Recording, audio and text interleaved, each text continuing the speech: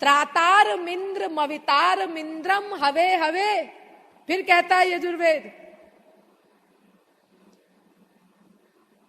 आप हमारे रक्षक हैं, आप हमारे पालक हैं, आपके नाम गुणगान से हमारी माया निवृत्ति हो जाएगी।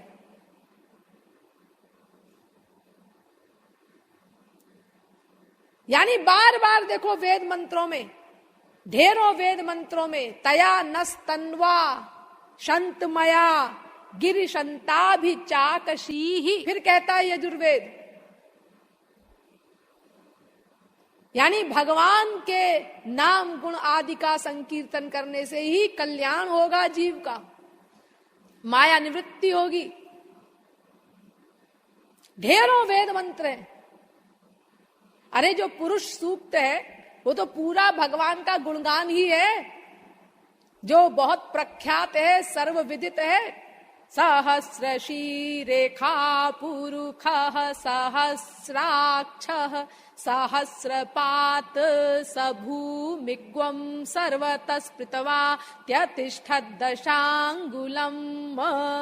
श्वेताश्वतरोपनिषद 3 अध्याय का 14वां मंत्र। पुरुख एवेदग्वं सर्वं यद्भूतं यच्च भाव्यम् उतामृतत्वस्येषानो यदन्नेनातिरोहति। श्वेताश्वतरोपनिषद 3 अध्याय का 15वां मंत्र। बहुत मंत्र है इसमें, ये सब भगवान का यशोगान है। गीता में भी भगवान ने कहा, यज्ञानाम जप यज्ञोस्मि वेदानाम साम वेदोस्मि। अर्थात मैं यज्ञों में जप यज्ञ हूं और वेदों में साम वेद हूं। ये साम वेद में भगवान का गुणानुवाद ही किया गया है। और पुराणों में तो बिल्कुल स्पष्ट लिख दिया वेदव्यास ने। उन्होंने कहा देखो भाई, कल्याण के वैसे तो और भी साधन होते हैं, लेकिन कलयुग में भगवान नाम गुण लीला आदि के संकीर्तन के अतिरिक्त और कोई उपाय नहीं है, कोई साधन नहीं। कृते यध्यायतो विष्णुं त्रेतायाम यजतो मखैः द्वापरे परिचर्यायाम कलौ तद्धरि कीर्तनात्। 12वें स्कंद के 3 अध्याय का 52वां श्लोक। केवल कीर्तन ही एकमात्र साधन है कलयुग में। कलेर दोष निधे राजन नस्ति एको महान गुणः कीर्तनादेव कृष्णस्य मुक्त संगः परम ब्रजेत।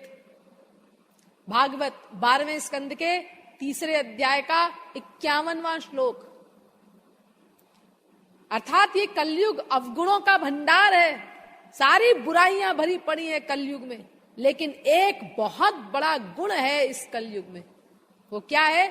केवल भगवान के नाम गुण लीलादि का संकीर्तन करने से ही जीव अपने परम चरम लक्ष्य परमानंद आदि को प्राप्त कर लेता है। कलिम सभा जयंत्यार्या गुणज्ञाः सारभागिनः यत्र संकीर्तने नैव सर्वः स्वार्थोभिलभ्यते। भागवत 11वें स्कंद के 5वें अध्याय का 36वां श्लोक। अर्थात कलयुग में केवल संकीर्तन से ही जीव अपने लक्ष्य को प्राप्त कर लेता है। इसीलिए इस कलयुग की सारग्राही श्रेष्ठ लोग बड़ी प्रशंसा किया करते हैं। कलौ संकीर्त्य केशवम। कलयुग में केवल संकीर्तन द्वारा ही जीव का कल्याण हो जाएगा, और कुछ करने की आवश्यकता नहीं। देखो भरा पड़ा है संकीर्तन की महिमा का वर्णन। नाम संकीर्तनम यस्य सर्व पाप प्रणाशनम प्रणामो दुख शमनस्तम नमामि हरिम परम। भागवत 12वें स्कंद के 13वें अध्याय का 23वां श्लोक। अर्थात जिनके नाम के संकीर्तन से समस्त पाप नष्ट हो जाते हैं, जिनकी शरणागति करने से समस्त दुख दूर हो जाते हैं, उन श्री हरि की हम वंदना करते हैं, उनको नमन करते हैं। हरेर नामैव नामैव नामैव मम जीवनम कलौ नास्त्येव नास्त्येव नास्त्येव गतिरन्यथा। स्कंद पुराण। कलयुग में भगवन नाम संकीर्तन ही, भगवन नाम संकीर्तन ही, भगवन नाम संकीर्तन ही एकमात्र उपाय है। कलयुग में और कोई दूसरी गति नहीं, और कोई दूसरी गति नहीं, और कोई दूसरी गति नहीं। केवल संकीर्तन से ही काम चलेगा। एक श्लोक का ही मतलब बता रहे हैं, यानी इतनी बार जोर दिया गया एक छोटे से श्लोक में, और कोई उपाय है ही नहीं। और रामायण में तो आप लोग पढ़ते ही हैं, त्रेता युग सब जोगी विज्ञानी करि हरि ध्यान तरहि भव प्राणी। त्रेता विविध यज्ञ नर करहि प्रभु ही समर्पी कर्म भव तरहि। द्वापर करि हरि गुरु पद पूजा नर भव तरिय उपाय न दूजा। कलयुग केवल हरि गुण गाहा गावत नर पावत भव था। और युगों में तो और भी साधन थे, लेकिन कलयुग में केवल भगवान के नाम गुण आदि के संकीर्तन से ही जीव भवसागर की थाह पा सकता है, दूसरा और कोई उपाय नहीं। कलियुग योग न यज्ञ न ज्ञाना एक आधार राम गुण गाना। कलि नहीं धर्म न भक्ति विवेकु राम नाम अवलंबन एकु। कलयुग केवल नाम आधारा सुमिरी सुमिरी नर उतरहु पारा। चाहू जुग चाहू श्रुति नाम प्रभाऊ कलि विशेष नहीं आन उपाऊ। दूसरा और कोई उपाय है ही नहीं। सैकड़ों चौपाइयों में तुलसीदास जी बार बार कह रहे हैं ये बात। यही कलि काल न साधन दूजा जोग यज्ञ जप तप व्रत पूजा। राम ही सुमिरिय गाइय राम ही संतत सुनिय राम गुण ग्राम ही। एकमात्र संकीर्तन ही उपाय है, दूसरा और कोई उपाय नहीं। तो देखो, वेद से लेकर रामायण तक सब धर्म ग्रंथ संकीर्तन का महात्म्य बता रहे हैं, यानी ये सब वेदों शास्त्रों से सम्मत है। भगवान के नाम गुण लीलादि के संकीर्तन का सिद्धांत, और कलयुग में तो और कोई उपाय ही नहीं है इसके अलावा। इसीलिए संकीर्तन करना होगा। जब आप इस प्रकार रूप ध्यान पूर्वक संकीर्तन करेंगे, क्यों जी, अगर हम खाली ध्यान करें, खाली रूप ध्यान करें, संकीर्तन न करें, तो क्या खाली ध्यान से हमारे लक्ष्य की प्राप्ति नहीं होगी? क्योंकि आपने बताया कि भगवान तो मन का भाव नोट करते हैं, जो मन करता है वो नोट करते हैं, और संकीर्तन तो वाणी का विषय है। तो हम खाली ध्यान करेंगे तो क्या भगवान हम पर कृपा नहीं करेंगे? ये संकीर्तन को कंपलसरी क्यों बताया गया है? यह भी एक प्रश्न बीच में आ रहा है, इसको भी पहले हल कर लीजिए, फिर आगे चलते हैं। देखो, संकीर्तन कंपलसरी तो नहीं है, लेकिन पहले पहल संकीर्तन कंपलसरी इसीलिए कहा जाता है क्योंकि उसमें बहुत से लाभ हैं जो केवल ध्यान में नहीं है। जैसे मान लीजिए आप केवल ध्यान कर रहे हैं भगवान का, अब क्या होगा, थोड़ी देर में आप बोर हो जाएंगे, क्योंकि अभी आपके मन का अनुराग तो है नहीं, प्रारंभिक अवस्था है आपकी। अब आप खाली ध्यान कर रहे हैं तो थोड़ी देर में मन बोर होने लगा ध्यान करते करते। लेकिन अगर आप संकीर्तन करेंगे तो संकीर्तन में आपको परिवर्तन मिलेगा जो आपका मन चाहता है। आपका मन एक चीज से बोर हो जाता है ना, नई नई चीजें चाहता है। अब वो ध्यान में कहां से आप नई नई चीजों की कल्पना करेंगे, जब आपकी अभी इतनी कोई भक्ति उपासना है ही नहीं ऊंची स्टेज। तो संकीर्तन जब आप करेंगे, महापुरुषों के लिखे हुए पद आदि गाएंगे, तो उनमें बहुत सारा सामान मिलेगा आपको। अनेक प्रकार के नाम, अनेक प्रकार के गुण, अनेक प्रकार की लीलाएं, अनेक भावों की लीलाएं, उनके रूप का वर्णन, श्रृंगार का वर्णन, धाम का वर्णन, ढेरों सामान। आप अपना चेंज करते जाइए, कभी मन को कुछ दीजिए, कभी कुछ दीजिए। आप नाम गा रहे हैं, नाम गाते गाते बोर हो गए, कोई बात नहीं, अब गुण गाने शुरू कर दीजिए। गुण भी उनके बहुत हैं। एक गुण गाया, फिर दूसरा गाया, फिर तीसरा गाया, उससे भी मन बोर हो गया, लीलाओं का गान शुरू कर दीजिए। लीलाएं भगवान की अनंत है। एक लीला से बोर हुआ, दूसरी लीला गाइए, उससे बोर हुआ, तीसरी लीला गाइए। यानी ये जो मन हमारा परिवर्तन पसंद करता है, एक चीज को ज्यादा देर पसंद नहीं करता, तो ये मन की जो इच्छा है ये संकीर्तन से पूरी होती है। ये खाली ध्यान करने में तो मन बोर हो जाएगा, लेकिन जब ये संकीर्तन में आपको नई नई चीजें मिलती जाएंगी तो आप आसानी से अपने मन को भगवान में लगा सकते हैं। ये लाभ है एक तो संकीर्तन का।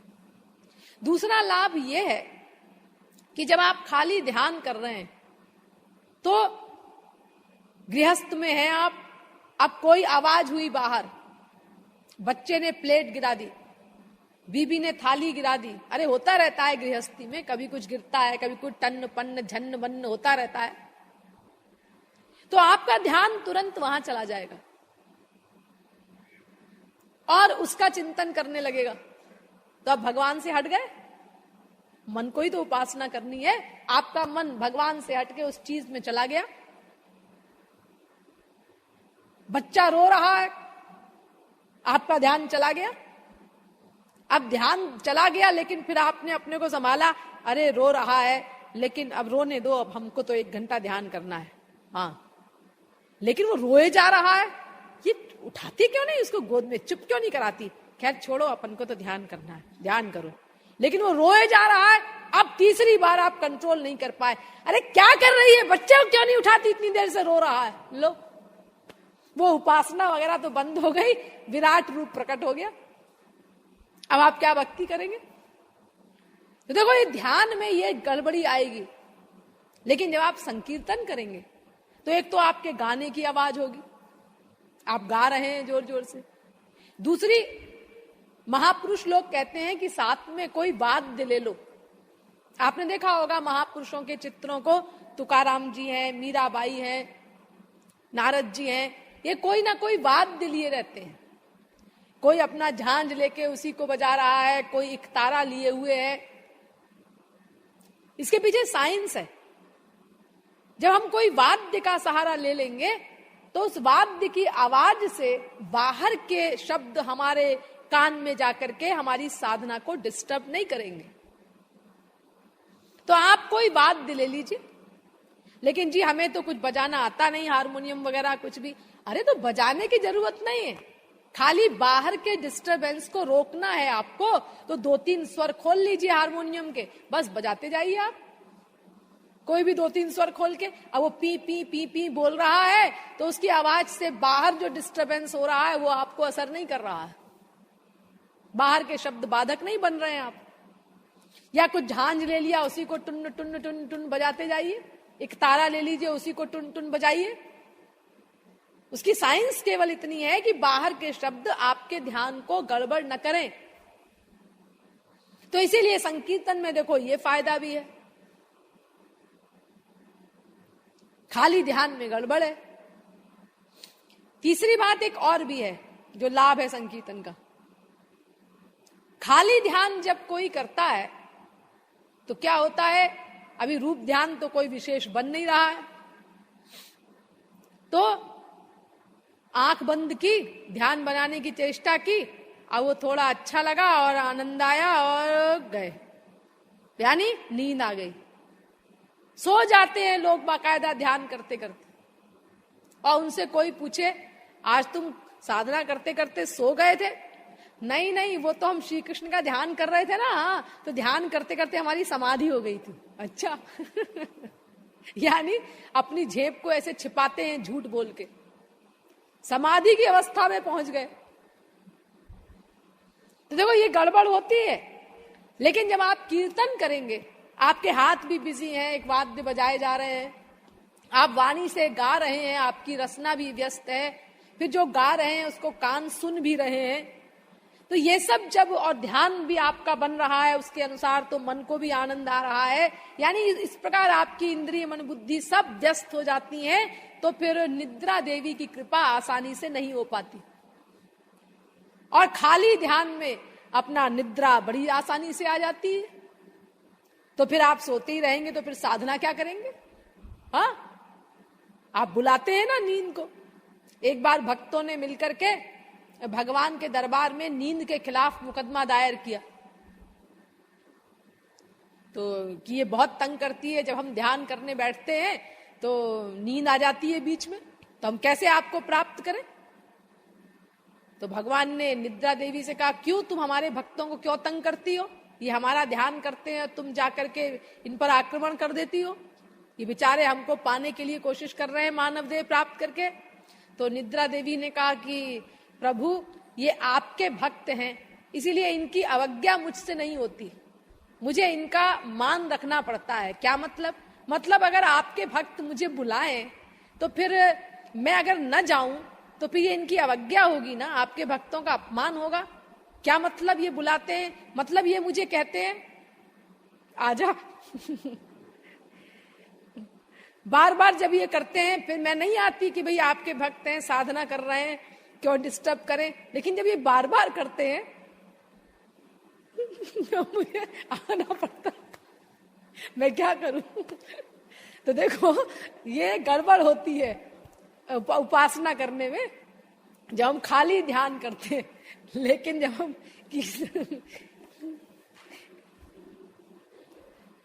कीर्तन करते हुए जब हम साधना करते हैं तो ऐसा नहीं हो पाता। तो ये सब बहुत सारे फायदे हैं संकीर्तन के जो ध्यान में नहीं है। और इसके अलावा वातावरण को भी शुद्ध करता है ये संकीर्तन। जब हम गाते हैं जोर जोर से भगवान के नाम गुण लीला आदि, तो उससे वातावरण शुद्ध होता है, और उस शुद्धि से सबको लाभ होता है जो उस वातावरण में रहते हैं। यानी वैज्ञानिक कारण भी है, बहुत सारे कारण है इस प्रकार। अब आपको मैंने 2-4 बता दिए, इससे आपको अनुमान हो गया होगा कि हाँ, संकीर्तन को प्रारंभिक अवस्था में कंपलसरी क्यों कहा गया है। तो इस प्रकार आपको संकीर्तन करना है। सावधान बैठिए एकांत स्थान में। अचलत्वम चापेक्ष ब्रह्म सूत्र कहता है, सावधान होकर के बैठो। टेका वेका लगा के बैठोगे आराम से अधलेटे होकर के, तो फिर मन गड़बड़ करेगा, आलस्य आदि आएगा, निद्रा आदि आएगी। इसलिए एकदम सावधान होकर के बैठो उपासना करने के लिए, और रूप ध्यान करो भगवान का। तो इस प्रकार जब आप रूप ध्यान करते हुए संकीर्तन करेंगे तो फिर क्या होगा, धीरे धीरे आपके मन में भगवान के मिलन की व्याकुलता पैदा होगी। और वो जो व्याकुलता पैदा होगी उससे आपके आंसू आएंगे। इसी को मैंने आपको बताया ना पहले, इसी को कहते हैं विरह, इसी को कहते हैं दर्दे दिल। बस जिस दिन ये प्रारंभ हो जाए आपके हृदय में भगवान के लिए, समझिए आज से हमारी उपासना का श्री गणेश हुआ। आज से हमारी ठीक ठीक भक्ति शुरू हुई, प्रारंभ हुई। अभी तक हमने बहुत कुछ किया, बहुत कीर्तन किए, बड़े भजन किए, रात्रि जागरण किए, तीर्थों की यात्राएं की, अनेक जप किए, अनेक व्रत किए, बहुत कुछ कर डाला हमने। लेकिन अगर भगवान के लिए वो विरह नहीं पैदा हुआ, वो छटपटाहट नहीं पैदा हुई, तो फिर आपने कुछ नहीं किया। तो सब जीरो में गुणा किया आपने, गड़बड़ है आपका सब कुछ साधन। और महापुरुषों को वो हमारा गड़बड़ साधन देखकर इतना क्रोध आता है हमारे ऊपर, जो हम सही सही उपासना नहीं करते और मानव देह को नष्ट करते हैं फिजिकल ड्रिल में, तो उसको देख करके महापुरुषों को इतना क्रोध आता है कि तुलसीदास जी ने लिखा कि हिय फाटहु फूटहु नयन, जरहु सो तन के ही काम, द्रवई स्रवई पुल कई नहीं, तुलसी सुमिरत राम। भगवान की याद करके जो हृदय पिघल नहीं जाता, ऐसे हृदय को फट जाना चाहिए। ही फाटहु। और जो भगवान की याद में बहना नहीं जानती, अश्रु बहाना नहीं जानती, उनके नाम गुण आदि को गाते हुए, ऐसी आंखों को फूट जाना चाहिए। इन आँखिन महधूरी भरी भरी मुट्ठी में लिए। तुलसीदास जी कहते हैं कि धूल ले ले के मुट्ठी में आंखों में झोंक दो, फोड़ दो उन आंखों को जो भगवान के लिए रोना नहीं जानती। तो ही फाटहु फूटहु नयन, जरहु सो तन के ही काम। और उस शरीर में आग लग जाए, जो शरीर भगवान का रूप ध्यान करते हुए रोमांचित नहीं होता, जिसमें कंप नहीं होता। ही फाटहु फूटहु नयन, जरहु सो तन के ही काम, द्रवई स्रवई पुल कई नहीं, तुलसी सुमिरत राम। गुरु नानक जी ने भी कहा है, जो सिर साईं ना निवे, सो सिर दीजे डारी, नानक जिसु पिंजर मही, बिरहा नहीं सो पिंजरु ले जारे। अर्थात जो सिर भगवान के आगे नहीं झुकता, वो सिर बेकार है, काट के फेंकने लायक है वो। और जिसके अंतःकरण में भगवान के लिए दर्द पैदा नहीं होता, तड़पन पैदा नहीं होती, छटपटाहट व्याकुलता पैदा नहीं होती, उसको जल जाना चाहिए ऐसे हृदय को, ऐसे शरीर को आग लगे जो शरीर भगवान के लिए विरह के अभाव से युक्त है। ये देखो महापुरुष लोग कैसे कैसे वाक्य बोल रहे हैं। लेकिन ऐसा कर मत देना, क्या भाई वो नहीं होता प्रेम तो फिर हम अपने शरीर को आग लगा दें मिट्टी का तेल छिड़क के, आंखों से आंसू नहीं निकलते तो धूल झोंक दें, तुलसीदास जी ने कहा है। अरे ये सब कहा है महापुरुषों ने, ऐसा कर मत लगना कोई, मैं बता रही हूं आपको पहले ही, कभी कोई कर डाले ऐसा। मैं तो केवल इतना बता रही हूं कि देखो कितना जोर दिया है महापुरुषों ने इस बात पर कि भगवान नाम गुण लीलादि का संकीर्तन व्याकुलता युक्त होना चाहिए भगवान के लिए, यानी वो तड़पन होनी चाहिए आपके अंदर ईश्वर के लिए। ये कह रहे हैं वो, तदश्म सारम हृदयम वतेदम यद्गृह्यमाणैर हरि नाम ध्येयैः न विक्रियेताथ यदा विकारो नेत्रे जलम गात्र रुहेषु हर्षः। भागवत दूसरे स्कंद के 3 अध्याय का 24वां श्लोक। अर्थात भगवान के नाम गुण लीला आदि का गायन करते हुए जो हृदय नहीं पिघलता, जो आंखें आंसू नहीं बहाती, जिस शरीर में रोमांच आदि नहीं होता, वो वज्र हृदय मनुष्य है। वो हृदय वज्र है, वज्र का बना हुआ, जो भगवान की याद में पिघलता नहीं। वेदव्यास कह रहे हैं, जिन हरि भगति हृदय नहीं आनी, जीवित शव समान तेई प्राणी। यानी भाव युक्त संकीर्तन करना होगा। सब भरोस तजी जो भज राम ही, भाव समेत गाव गुण ग्राम ही। सोई भव तर कछु संशय नाही, नाम प्रताप प्रगट कली माही। रामायण। जो भाव समेत गाता है भगवान के नाम गुण आदि को, वो भवसागर से पार होता है, वही सोई भवतर। और बिना भाव के गा रहे हैं बहुत से लोग, अधिकांश ऐसे ही होती है साधना। हमारे यहाँ महाराज जी के दरबार को छोड़ करके हम तो बहुत जगह गए हैं प्रवचन देने के लिए, ढेरों जगह अपनी आंखों से देखा है। कभी आज तक कोई ऐसी जगह मिली नहीं महाराज जी के दरबार को छोड़ करके जहां लोगों ने इस बात पर ध्यान दिया हो कि हाँ, भगवान नाम गुण लीलादि के संकीर्तन में हृदय का भी मिश्रण आवश्यक है। कोई नहीं, अपना एक दूसरे की तरफ देख रहे हैं, हंस रहे हैं, उछल रहे हैं, गा रहे हैं। कोई मतलब नहीं कि क्या गा रहे हैं हम। ये किसका नाम है उसका चिंतन तो करो। अरे तुम संसार में किसी को बुलाते हो जब, तो पहले उसका चिंतन करते हो, बाद में उसका नाम मुंह से निकलता है। अरे वो नहीं आया अब की बार, कौन?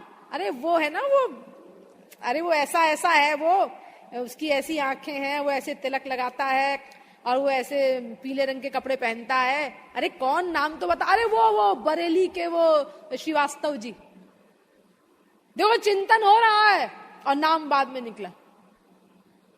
बेटे को बुलाया हमने, अरे बेटा एक गिलास पानी तो दे जा रमेश, तो पहले उसकी शक्ल आ गई दिमाग में, बाद में हमने नाम लिया।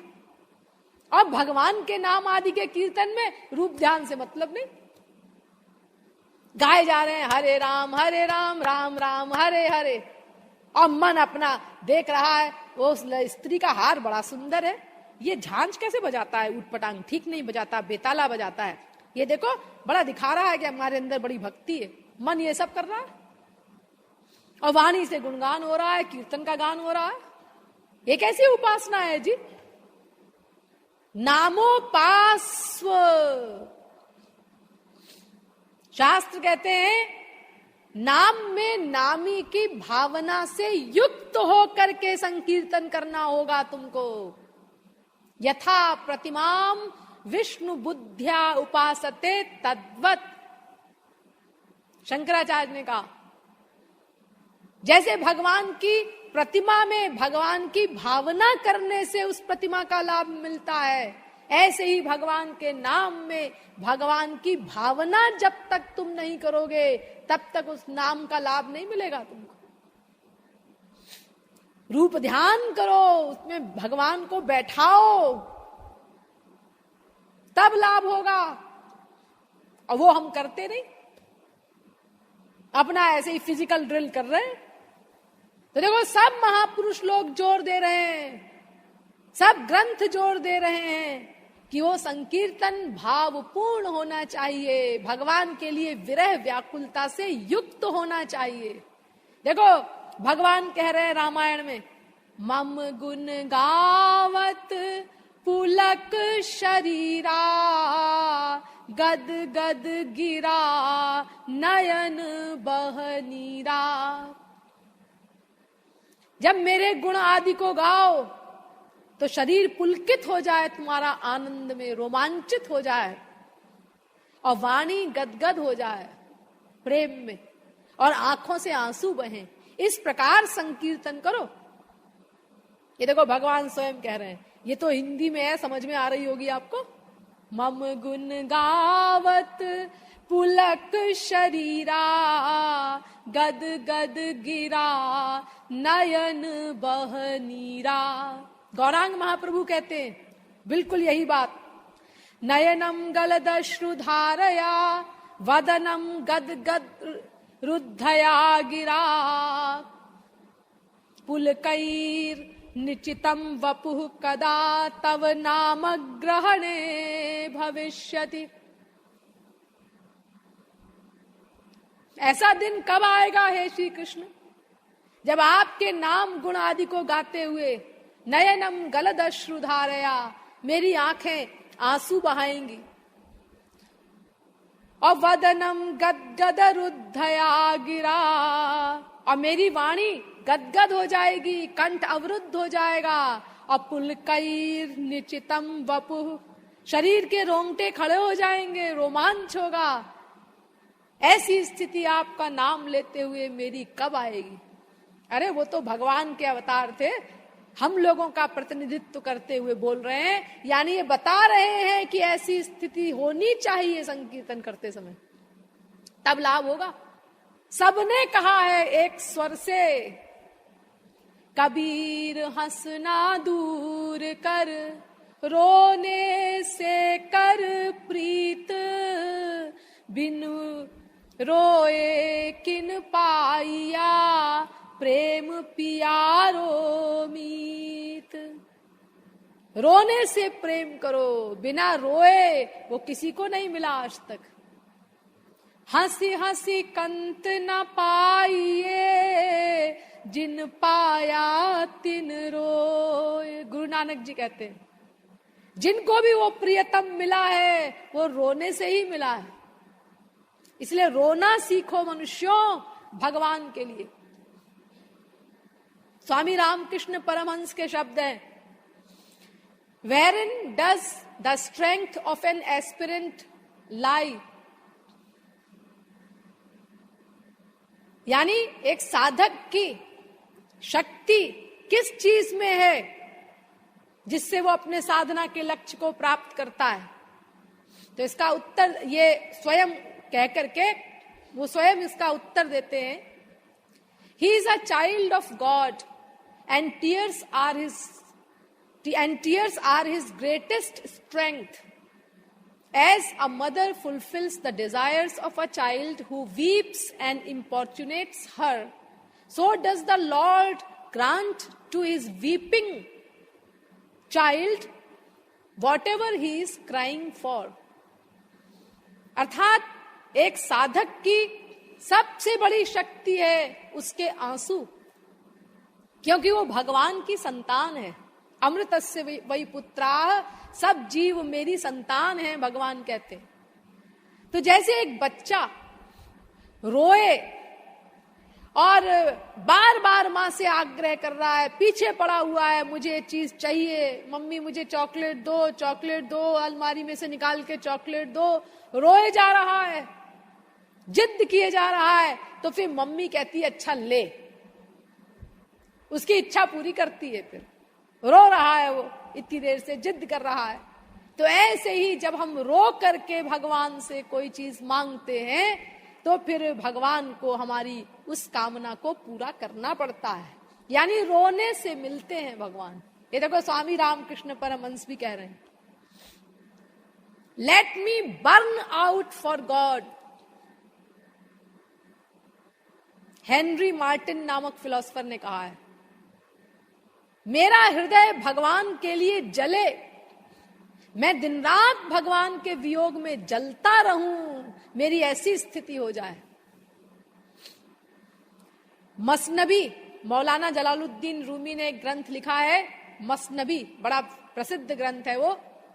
उसका इंग्लिश ट्रांसलेशन एक स्टेंजा का सुना रही हूं आपको। भगवान कह रहे हैं, how long will you dwell on words and सुपरफिशियलिटीज?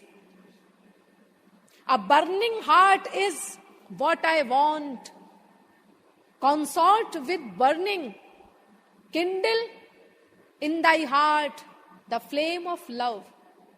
तुम कब तक ये शब्दों में और बाहर की ये खोखली चीजों में रमते रहोगे? अरे मैं जलता हुआ हृदय चाहता हूं। उस जलन से, उस दर्द से प्रेम करो, उससे संबंध जोड़ो अपना। अपने हृदय में प्रेम की ज्वाला जलाओ, वो दर्दे दिल पैदा करो, वो चाहता हूं मैं। देखो सब जगह एक बात कही गई है कि भगवान व्याकुलता से मिलेंगे, व्याकुल होना पड़ेगा भगवान के लिए, तब हमारे ऊपर भगवत कृपा होगी, तब हम अपने परम चरम लक्ष्य को प्राप्त करेंगे। तो ये संकीर्तन व्याकुलता पूर्ण होना चाहिए। लेकिन अब यहां पर एक बहुत बड़ी शंका आती है जो हमारे आस्तिक समाज में 99.9% लोगों के मस्तिष्क में है, जिनको कोई वास्तविक महापुरुष नहीं मिला है। वो शंका ये है कि तमाम कथावाचक लोग, वक्ता लोग एक उदाहरण देते हैं अजामिल का, नाम लियो सुत ही को अजामिल। देखो बेटे का नाम नारायण बोलने से और अजामिल को भगवत धाम की प्राप्ति हो गई। भागवत में एक श्लोक है, म्रियमाणो हरेर नाम गृणन पुत्रोपचारितम अजामिलोप्यगाद धाम किम पुनः श्रद्धया गृणन। 6वें स्कंद के 2 अध्याय का 49वां श्लोक। अर्थात मरते समय अजामिल ने पुत्र के बहाने नारायण कहा तो उसको भगवत धाम की प्राप्ति हो गई, ऐसा लिखा हुआ है। और अन्य महात्माओं की वाणी में भी मिलती है ये बात। आदि जगत गुरु शंकराचार्य ने कहा है, यानी भागवत के श्लोक से यह प्रतीत होता है कि श्रद्धा पूर्वक भगवान का नाम आदि लेने की कोई आवश्यकता नहीं है। श्रद्धा भक्ति की कैसे भी नाम लो, भगवान की प्राप्ति हो जाएगी। आदि जगत गुरु श्री शंकराचार्य भी कहते हैं कि श्रद्धा भक्त्योर अभावेपि भगवन नाम संकीर्तनम समस्तम दुरितम नाशयतीत्युक्तम। अर्थात श्रद्धा भक्ति के अभाव में भी अगर कोई भगवान के नाम आदि का संकीर्तन करे तो उसका लक्ष्य प्राप्त हो जाएगा, उसको भगवत धाम मिल जाएगा। अरे भागवती कह रही है, सांकेत्यम पारिहास्यम वास्तोभम हेलनमेव वा वैकुंठ नाम ग्रहण मशेषाघ हरम विदुः। 6 स्कंद के 2 अध्याय का 14वां श्लोक। अर्थात चाहे कोई इशारे में भगवान का नाम ले ले, चाहे परिहास में ले ले, चाहे गाने की दृष्टि से ले ले। देखो क्लासिकल म्यूजिक सिखाया जाता है, उसमें भगवान के नाम गाए जाते हैं। किसी भी तरीके से कोई भगवान का नाम ले ले तो समस्त पापों को दूर कर देता है वो भगवान नाम।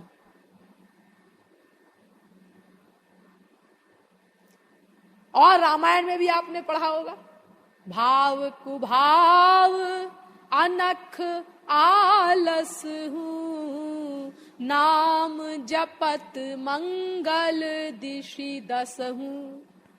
अरे भैया, भाव से नाम लो या दुर्भावना से नाम लो भगवान का, वो तो मंगल कारक है, कल्याण ही होगा उससे। जो खेतन में जामी है उल्टो सीधो बीज। जैसे खेत में चाहे उल्टा बीज डाल दो चाहे सीधा डाल दो, उससे फसल तैयार होगी। ऐसे ही कैसे भी नाम लो भगवान का, और बार बार नाम लेने की भी आवश्यकता नहीं, एक बार नाम ले लो बस। जासु नाम सुमिरत एक बारा, उतरहि नर भव सिंधु अपारा। एक बार नाम लेना बहुत है, अब भाव कुभाव कैसे भी लो। अब देखिए ये जो बातें लिखी हुई हैं, अब इन पर थोड़ा विचार किया जाए। अपने अपने हृदय पर आप लोग हाथ रख करके निष्पक्ष रूप से इस पर विचार कीजिए कि क्या आपने अनादिकाल से अब तक एक बार भी भगवान का नाम नहीं लिया? अनंत बार लिया है। अरे अगर एक जन्म में हमने एक बार भी भगवान का नाम लिया हो तो हमारे अनंतानंत जन्म बीत चुके, और अनंत बार हमको मानव देह भी मिली है। तो अगर हमने एक मानव देह में एक बार भी नाम लिया हो तो अनंत बार भगवान का नाम हम ले चुके। अगर हम किसी मानव देह में नास्तिक भी रहे होंगे तो भी हमने किसी और के नाम को पुकारा होगा। हमारे भारतवर्ष में तो ये प्रथा है कि लोगों के नाम भगवान के नाम के ऊपर रखे जाते हैं। तो अगर दूसरों का नाम भगवान का है, हमारे दोस्त का है या और किसी का है, नौकर का है, या बेटे का नाम हमारी माँ ने रख दिया रामचंद्र कृष्णचंद्र, तो हमने उसको बुलाया बेटे को, तो ये भगवान का नाम तो निकल रहा है। हाँ, और फिर नास्तिक भी अगर भगवान का विरोध भी करेगा, ना भी चलो कोई भगवान का नाम हो, अगर वो ये कहता है मैं नहीं मानता भगवान किसी को, तो भी तो भगवान शब्द बोला उसने, नाम लिया। अरे जब विरोध करेगा भगवान का तो भी भगवान का नाम तो लेगा। हरिदास जी को गुंडे मार रहे थे और क्या कह रहे थे, और बोल हरि बोल, और बोलेगा हरि बोल। तो देखो विरोध कर रहे हैं भगवान के नाम का। इतनी चिढ़ है कि एक भक्त को इसीलिए इतना कष्ट दे रहे हैं कि वो भगवान का नाम ले रहा है। तो देखो विरोध करते समय भी भगवान का नाम तो निकल रहा है ना उनके मुंह से। और फिर देखो वेद तो यहां तक कहता है कि यदेव कम तदेव खम, यदेव खम तदेव कम, कम ब्रह्म, यानी का खा गागा सारे अक्षर भगवान के नाम है। आ उ सब भगवान के नाम है। आकारो वासुदेवः स्यात्, आ माने भगवान श्री कृष्ण, उ माने भगवान शंकर, उ माँ माने योग माया, उ माने शंकर जी की योग माया शक्ति, इसीलिए पार्वती जी का नाम उमा। और कम ब्रह्म, खम ब्रह्म, का माने भी ब्रह्म, खा माने भी ब्रह्म, सारे अक्षर भगवान के नाम है। तो आप जो कुछ बोलेंगे, चाहे आप हिंदी में बोले, चाहे पंजाबी में बोले, चाहे बंगाली में बोले, किसी भाषा में बोले, काखा गागा के अंदर ही तो बोलेंगे। तो आप भगवान का नाम ही तो ले रहे हैं हमेशा, भगवान का नाम तो ले ही रहे हैं आप। और अगर ये कहो कि भाई कोई निर्धारित नाम होता होगा भगवान का, उससे भगवान कृपा करते होंगे, तो ऐसा भी नहीं है। देखो यशोदा मैया ने, मैंने आपको बताया था, कभी श्री कृष्ण नहीं कहा, लाला लाला बोलती थी दिन भर। सखा लोगों ने कभी श्री कृष्ण नहीं कहा, कनुआ ऐसा बोलते थे। गोपियों ने कभी श्री कृष्ण नहीं कहा। और गोपियों को तो छोड़ो, इन सखाओं की स्थिति के लिए ब्रह्मा आश्चर्य करता है। अहो भाग्यम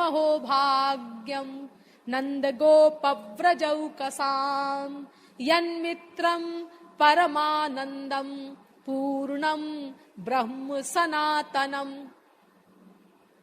भागवत के 10वें स्कंद के 14वें अध्याय का 32वां श्लोक। यानी ब्रह्मा जी कह रहे हैं कि अहो भाग्य हैं इन ग्वाल बालों के, अहो भाग्य हैं। ये पूर्णतम पुरुषोत्तम भगवान को घोड़ा बना करके उनके ऊपर चढ़ के सवारी करते हैं। इतना बड़ा सौभाग्य इनको प्राप्त है। लेकिन उन सखाओं ने कभी श्री कृष्ण नहीं कहा ए कनुआ, ऐसे बोलते थे। गोपियों ने कभी श्री कृष्ण नहीं कहा चौर जार शिखामणि,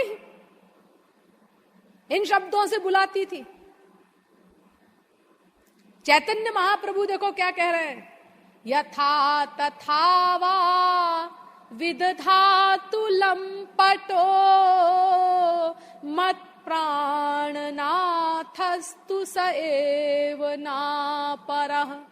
हे लंपट, भगवान को कह रहे हैं। भगवान नहीं कहा, श्री कृष्ण नहीं कहा ए लंपट, तुझे जैसे सुख मिले वैसा व्यवहार कर मेरे साथ, मेरा प्रियतम तू ही रहेगा, कान खोल के सुन ले। अभी लंपट कौन सा नाम है भगवान का? गाली है ये तो।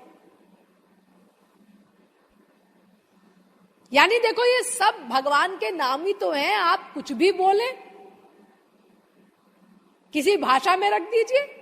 अरे देखो ब्रज भाषा में लाला कहते हैं बेटे को, तो जब नंद यशोदा के अवतार हुआ तो उन्होंने अपनी भाषा में उनको लाला कहा। अब यहां पे आ जाए मनगढ़ में अवतार लेकर के तो यहां के लोग उनको बिटवा कहेंगे, और अगर इंग्लैंड में अवतार लें भगवान तो उनको सन कहा जाएगा, कम हियर माय सन।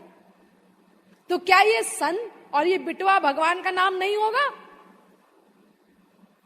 अरे अनंत नाम रूपाय, वो तो अनंत नाम है, उसके अनंत रूप हैं, काखा गागा सब अक्षर भगवान के नाम है। तो फिर हम भगवान का नाम तो ले ही रहे हैं, फिर हमें भगवत प्राप्ति क्यों नहीं हुई? जब अजामिल को हो गई बेटे का नाम लेने से, तो फिर हमने अनादिकाल से अब तक अनंत बार भगवान का नाम लिया।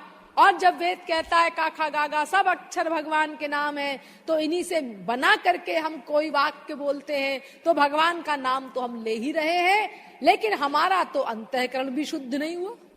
भगवत धाम की प्राप्ति की बात कौन करे? तो फिर ये अजामिल का उद्धार कैसे हो गया? क्योंकि कानून तो ये है भगवान का कि ओमित्येकाक्षरं ब्रह्म व्याहरन् मामनुस्मरन् यह प्रयाति त्यजन् देहं स याति परमां गतिम। गीता 8वें अध्याय का 13वां श्लोक। अर्थात जो भगवान का नाम ले प्लस उनका स्मरण करे, इस अवस्था में अगर कोई शरीर छोड़े, भगवान का स्मरण करते हुए उनका नाम ले रहा है और शरीर छोड़ रहा है, तब उसको भगवत धाम की प्राप्ति होती है। फिर कहती है गीता, अंत काले च मामेव, मेरा ही स्मरण करे अंत समय में, और किसी के स्मरण से काम नहीं चलेगा। माम एव अंत काले च मामेव स्मरन् मुक्त्वा कलेवरम यह प्रयाति समद्भावम याति नास्त्यत्र संशयः। 8वें अध्याय का 5वां श्लोक। मेरा ही स्मरण करते हुए अगर कोई शरीर छोड़ता है, तब उसे मेरी प्राप्ति होती है। यम यम वापि स्मरन् भावम त्यजत्यन्ते कलेवरम तम तमेवैति कौन्तेय सदा तद्भाव भावितः। फिर कह रही है गीता 8वें अध्याय का 6वां श्लोक। देखो, जिसका स्मरण करते हुए तुम शरीर छोड़ोगे, जहां तुम्हारे मन की आसक्ति होगी, बस उसी की प्राप्ति होगी तुमको। सीधी सीधी बात है। उसी का फल मिलेगा, मन की आसक्ति के अनुसार। तो अजामिल की आसक्ति तो अपने बेटे में थी, और नाम भी उसने बेटे की भावना से लिया, तो फिर अजामिल को भगवान का धाम कैसे मिल गया? और फिर वेद से लेकर रामायण तक समस्त धर्म ग्रंथों का एक स्वर से घोषित सिद्धांत है कि भक्ति से ही, शरणागति से ही भगवान की कृपा प्राप्त होगी, और कोई उपाय नहीं है। बार बार कह रहे हैं शास्त्र वेद, भक्ति रेवैनम नयति, भक्ति रेवैनम पश्यति, भक्ति रेवैनम दर्शयति, भक्ति वशः पुरुषो भक्ति रेव भूयसी, माठर श्रुति वेद। भक्ति से ही, भक्ति से ही, भक्ति से ही, भक्ति से ही, भक्ति से ही 5 बार एक वेद मंत्र में हमारे लक्ष्य की प्राप्ति होगी, और कोई उपाय नहीं। यस्य देवे परा भक्तिर यथा देवे तथा गुरौ तस्यैते कथिता ह्यर्थाः प्रकाश्यन्ते महात्मनः। श्वेताश्वतरोपनिषद 6वें अध्याय का 23वां मंत्र। जो भगवान की भक्ति करे और गुरु की भक्ति भगवान के ही समान करे, यानी जैसी भक्ति भगवान की हो ठीक वैसी ही भक्ति गुरु में हो, इस प्रकार जो भक्ति करता है हरि गुरु को एक मान करके, उसकी माया निवृत्ति होती है। उपासते पुरुषम ये ह्यकामास्ते शुक्रमे तदति वर्तन्ति धीराः। मुंडकोपनिषद 3 मुंडक के 2 खंड का 1 मंत्र। जो सब कामना छोड़कर भक्ति करता है भगवान की, वो माया से छुटकारा प्राप्त करता है। बार बार तो कह रहे हैं वेद, अरे सब शास्त्र कह रहे हैं, खाली वेद ही नहीं। भक्त्याहमेकया ग्राह्यः श्रद्धयात्मा प्रियः सताम्, भक्ति पुनाति मन्निष्ठा स्वपाकानपि संभवात्। भागवत 11वें स्कंद के 14वें अध्याय का 21वां श्लोक। भगवान श्री कृष्ण कहते हैं, अहम एकया भक्त्याग्राह्य, एकमात्र भक्ति से ही मैं पकड़ा जा सकता हूं, मुझे पाने का दूसरा और कोई उपाय नहीं। ना हम वेदैर न तपसा न दानेन न चेज्जया शक्य एवं विधो द्रष्टुम दृष्टवा नसि माम यथा। गीता 11वें अध्याय का 53वां श्लोक। भक्त्या त्वनन्यया शक्य अहमेवं विधोर्जुन ज्ञातुम द्रष्टुम च तत्वेन प्रवेष्टुम च परंतप। गीता 11वें अध्याय का 54वां श्लोक। अर्थात अन्य किसी भी उपाय से मेरी प्राप्ति नहीं हो सकती, केवल अनन्य भक्ति के द्वारा ही कोई मुझे जान सकता है, कोई मुझ में प्रविष्ट हो सकता है, कोई मेरा दर्शन कर सकता है। यानी मेरी प्राप्ति केवल भक्ति से होगी। पुरुषः सपरः पार्थ भक्त्या लभ्यस्त्वनन्यया यस्यान्तस्थानि भूतानि येन सर्वमिदं ततम्। गीता 8वें अध्याय का 22वां श्लोक। वो परम पुरुष एकमात्र अनन्य भक्ति से ही प्राप्त हो सकता है। प्रीयते मलया भक्त्या हरिरन्यत् विडम्बनम। भागवत 7वें स्कंद के 7वें अध्याय का 52वां श्लोक। प्रहलाद कह रहे हैं, केवल विशुद्ध भक्ति से ही कोई भगवान को प्रसन्न करके उनकी कृपा प्राप्त कर सकता है। इसके अलावा अगर कोई और कोई उपाय बताता है तो बकबक करता है, बकवास करता है, विडंबना मात्र है बाकी सब बातें। भक्ति के अलावा और कोई उपाय नहीं। अनन्याश्चिन्तयन्तो माम ये जनाः पर्युपासते तेषां नित्याभियुक्तानां योगक्षेमं वहाम्यहम्। गीता 9वें अध्याय का 22वां श्लोक। केवल भक्ति से अनन्य चेताः सततं यो मां स्मरति नित्यशः तस्याहं सुलभः पार्थ नित्ययुक्तस्य योगिनः। गीता 8वें अध्याय का 14वां श्लोक। केवल अनन्य भक्ति से। दैवी ह्येषा गुणमयी मम माया दुरत्यया मामेव ये प्रपद्यन्ते माया में तांतरन्ति ते। गीता 7वें अध्याय का 14वां श्लोक। केवल मेरी शरणागति से ही माया निवृत्ति होगी। भक्ति के अलावा, शरणागति के अलावा और कोई उपाय नहीं। भक्ति के बिना किसी का काम नहीं चलेगा। साधक सिद्ध विमुक्त उदासी कवि कोविद कृतज्ञ सन्यासी योगी शूर सुतापस ज्ञानी धर्म निरत पंडित विज्ञानी तराइना बिनु से ये मम स्वामी राम नमामि नमामि नमामि। कोई हो, किसी का काम नहीं चलेगा बिना भक्ति के। केवल भक्ति से काम चलेगा, बस सीधी सीधी बात है। वारी मथे बरु हो य घृत सिकता ते बरु तेल बिनु हरि भजन न भव तरिय यह सिद्धांत अपेल। रामायण। असंभव संभव हो जाए, लेकिन बिना भक्ति के कोई ऐसे ही पाले भगवान को, ये अनंत काल तक कभी संभव नहीं हो सकता। किसी उपाय से कोई भगवान को नहीं पा सकता बिना भक्ति के। मिलहि ना रघुपति बिनु अनुरागा किए जोग जप ज्ञान विरागा। राम ही केवल प्रेम पियारा जान लेहु जो जानन हारा। केवल प्रेम से। प्रेमे वीण श्रुति स्मृति ज्ञान प्रेमे वीण ध्यान पूजन प्रेमे वीण श्रवण कीर्तन वृथा जान नृप नाथा। संत एकनाथ का अभंग है, नाथ भागवत से। अर्थात प्रेम के बिना श्रुति स्मृति का ज्ञान भी व्यर्थ है। प्रेम के बिना ध्यान पूजन भी बेकार है।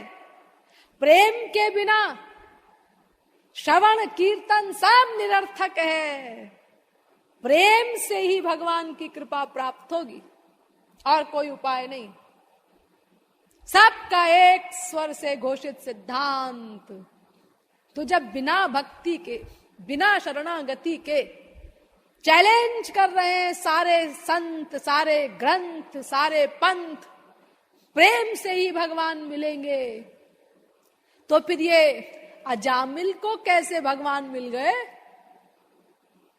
बेटे की भावना से नारायण बोला, उसने बेटे को पुकारा और उसको भगवत धाम मिल गया। ऐसा कैसे हो गया? विदेशी लोग प्रश्न करते हैं ये अजामिल की बात सुन करके कि क्यों जी आपके भगवान के यहाँ इतनी धांधलेबाजी चलती है क्या कि कोई नकली चेक लेकर के जाए और बैंक उसको पास कर दे? अरे ऐसी गड़बड़ तो संसार के मायाबद्ध लोग भी नहीं करते। कभी ऐसा हुआ है आप नकली चेक लेकर के जाइए, हाँ चेक लेके चले गए 10 लाख का, बैंक पैसा दे दे आपको? तो भगवान के यहाँ ऐसी घपड़ झपड़ कैसे हो गई जी? जब वो अपने सारे कानून बता रहा है सब वेदों शास्त्रों में बारंबार कि बिना हृदय की शरणागति के, बिना व्याकुलता के मैं नहीं मिलूंगा, भक्ति से शरणागति से ही मेरी प्राप्ति होगी, तो फिर अजामिल को कैसे भगवान का धाम मिल गया? ये क्या रहस्य है, क्या किस्सा है ये अजामिल का? थोड़ा इस पर गहराई से विचार करना परमावश्यक है। जब तक ये पहेली नहीं बूझेंगे हम, तब तक हमारी उपासना ठीक से कभी प्रारंभ ही नहीं हो सकती। क्योंकि हम तो अपना अजामिल का उदाहरण लेकर के यही बोलते रहेंगे, अजी क्या जरूरत है साधना करने की, आंसू बहाने की और सब मेहनत करने की, अपने सब बच्चों का भगवान संबंधी नाम रख दो, मरते समय किसी ना किसी की याद आएगी, अजामिल की तरह हमारे मुंह से भी गोपाल राधे कुछ निकलेगा और अपन भी भगवत धाम में पहुंच जाएंगे। यही करेंगे फिर आप। इसीलिए इस प्रकरण को स्पष्ट रूप से समझ लेना बहुत आवश्यक है।